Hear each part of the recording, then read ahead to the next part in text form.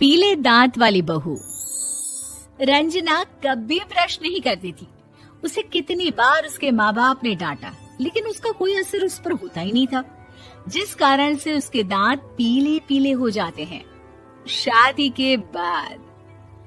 अरे बहू, वैसे तो तुझ में कोई कमी नहीं है, पर तेरे दांत इतने पीले कैसे हैं बेटा? कैसे मतलब? कोई सर्जरी थोड़ी ना कराइए। वो तो क्या नाम, मैं ब्रश नहीं करती थी तो पीले हो गए। अब क्या करूं? आप कहें तो लाल करवा लूं या फिर काले? यार ये क्या है, क्यों माँ से लड़ रही हो? लड़ रही हूँ?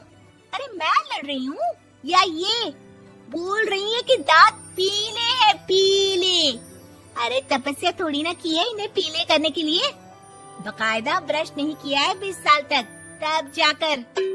छी, कैसी बात कर रही हो? ये उस वक्त तो पीले नहीं थे जब हम लोग तुम्हें देखने आए थे। अरे तब साफ करवा लिया होगा डेंटिस्ट के पास जाकर। अब देखो कैसे पीले पीले लग रहे हैं। रंजना सास की तरफ गुस्से से देखती है। फिर शुरू हो गई पीले पीले पीले। अरे पीले तो तब भी थे जब मेरे हाथ का रसगुल्ला उड़ा उड़ा कर खा रही थी और बोल रही थी, लड़की नहीं गुणों का खजाना दे रहे भाई साहब आप। खैर, अब वो लोग करते भी तो क्या करते, पीले दांत वाली बहू पल्ले पड़ी थी तो झेलना तो था ही। एक दिन कीर्तन में रंजना गाना गा रही थी। अरे कमला बहन, माँ का द्वार है, यहाँ तो सब शुद्ध होकर आते हैं, फिर अपनी बहू को ब्रश भी नहीं करवाती तुम। दूर से पीले पीले दांत भक्ति में बाधा उत्पन्न कर रहे हैं। अरे कोई 2 साल की बच्ची थोड़ी ना लेकर आई हूँ मैं बहू बनाकर। अच्छी खासी लड़की है, अरे कैसे करवाऊं ब्रश? ये तो उसे खुद करना चाहिए ना। अब माँ बाप तो इसके जैसे तैसे निपटा दिए, ये नहीं सोचा कि सास कैसे संभालेगी। सास बहू को लेकर घर आ जाती है, लेकिन सोच लेती है कि अब इसे लेकर कहीं नहीं जाएगी। अगले रोज बहू कहती है, अरे क्या हो गया, मंदिर नहीं जाना क्या? कीर्तन का वक्त हो रहा है। मेरी मधुर वाणी से कान्हा जी जागते हैं और सोते हैं। आप तो जानती है ना उनकी भक्ति में कितना मन लगता है मेरा। वो क्या है ना, तबीयत ठीक नहीं लग रही है मेरी, आराम करूंगी मैं। तबीयत ठीक नहीं लग रही? अभी तो मिथुन के गाने पर नाच रही थी आप, और अब बोल रही है कि तबीयत ठीक नहीं लग रही। अरे भक्ति में मन लगा लो सासू माँ, ऊपर जाना है, क्या मुंह दिखाओगी आप? हाँ? सास को बहू की बात पर गुस्सा आ जाता है। मैं क्या मुंह दिखाऊंगी, इसकी चिंता तो ना कर, समझी? अपने मुंह की चिंता कर, जो ये पीले पीले दांत लेकर हर जगह पहुंच जाती है। पता है लोग कितना मजाक बनाते हैं। ना जी ना, मैं नहीं जाना कहीं तेरे साथ। तो ये बात है। कोई ना, मत जाओ, मैं अपने कमरे में ही बैठकर भक्ति कर लूंगी। ऊपर वाला दांत थोड़ी ना देखता है, मन देखता है, भावना देखता है। और अरे बस बस, तू सब कुछ दिखा, बस ये सफेद चमकदार दांत ना दिखाना किसी को, है? जा यहाँ से। बहू को सास की बात का कोई फर्क नहीं पड़ता, वो तो जैसी थी वैसी ही रह जाती है।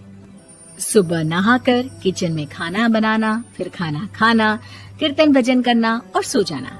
एक दिन, माँ जी मैं सहेली के घर जा रही हूँ, शाम को लेट आऊंगी। हाँ हाँ तो जाना, मैंने कौन सा तेरी आरती करनी है घर पर बैठकर।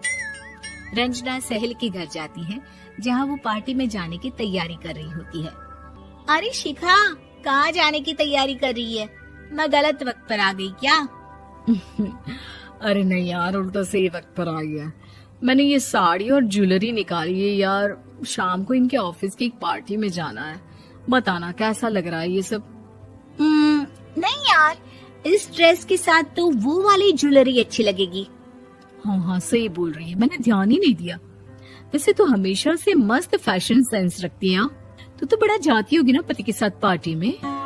रंजना कुछ नहीं बोलती, बस सोचती है कि यार काश ये बात सही हो जाती, पर मैं क्यों नहीं जाती पार्टी में?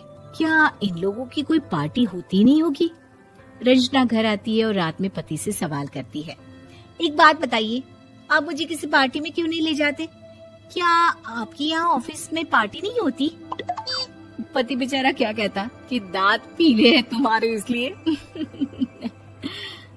अरे कोई पार्टी होती नहीं हम लोगों के ऑफिस में, तो कहाँ से लेकर जाऊं? और मार्केट, मॉल, कहीं वीकेंड घूमना, कहीं तो। अरे यार सारे हफ्ते में एक छुट्टी मिलती है, तो सोचता हूँ कि आराम ही कर लूं। क्यों? रंजना मन मार के रह जाती है। पहले कभी सास के साथ मंदिर जाया करती थी, लेकिन वो भी सास ने ले जाना बंद कर दिया। घर बैठी बैठी रंजना बोर हो जाती है। तभी उसे आइडिया आता है और वो मायके जाने का सोचती है। सासू माँ, 2 दिनों के लिए मम्मी के घर जा रही हूँ। अच्छा ठीक है, आराम से जा। और हाँ, माँ से कुछ अच्छी आदत सीख कर आना कि कैसे शरीर के हर भाग की तरह दांतों की सफाई भी जरूरी होती है, समझी? शुरू हो गई ना आप। वो लोग आपकी तरह नहीं है कि छोटी छोटी बात का बतंगड़ बना दे। उन लोगों के लिए मैं मायने रखती हूँ, ना कि मेरे पीले पीले दांत। रंजना माँ को बिना बताए उन लोगों को सरप्राइज देती है, लेकिन जैसे ही वो दरवाजे पर पहुंचती है, अंदर देखती है कि घर वाले कहीं जा रहे होते हैं। अब माँ, काश रंजना दीदी के दांतों वाली प्रॉब्लम नहीं होती, तो वो भी हम लोगों के साथ चलती ना बुआ जी की बेटी की शादी में। हाँ बेटा, लेकिन अब उसे कौन समझाए कि उसको उसके पीले दांत नहीं दिखते, लेकिन उसके आसपास के लोगों को कितना एम्बैरेसिंग फील कराते हैं। मुझे तो कितनी बार उसके स्कूल की टीचर ने शिकायत की कि उसके साथ कोई लड़की बैठना भी नहीं चाहती, और ना ही कॉलेज में कोई उससे बात करना चाहता था। लेकिन पता नहीं क्यों उसे ये बात समझ में ही नहीं आती। कोई कमी नहीं है उस लड़की में, बस यही कि दांत पीले हैं। वो तो भला हो जीजा जी और उनकी माँ का, जो दीदी को जैसी है वैसे ही रखा हुआ है। रंजना को अपने घर वालों की बात सुनकर बहुत दुख होता है। वो सोचती है कि वो क्या करे, लेकिन फिर वो सीधा डेंटिस्ट के पास जाती है, अपने दांत चमकाती है और कसम खाती है कि वो रोज ब्रश करेगी। अरे क्या हो गया? तुम तो 2 दिनों के लिए गई थी ना, पर कोई ना, अच्छा है, चलो आ गई तो। रंजना सास के सामने आकर खड़ी हो जाती है और पूरी स्माइल करती है, उसके चमकदार दांतों को दिखाती हुई। हैं? चले मंदिर। माँ, मुझे माफ कर दीजिए, मैंने आप लोगों को बहुत एम्बैरेसिंग फील करवाया। मैं आज से रोज ब्रश करूंगी।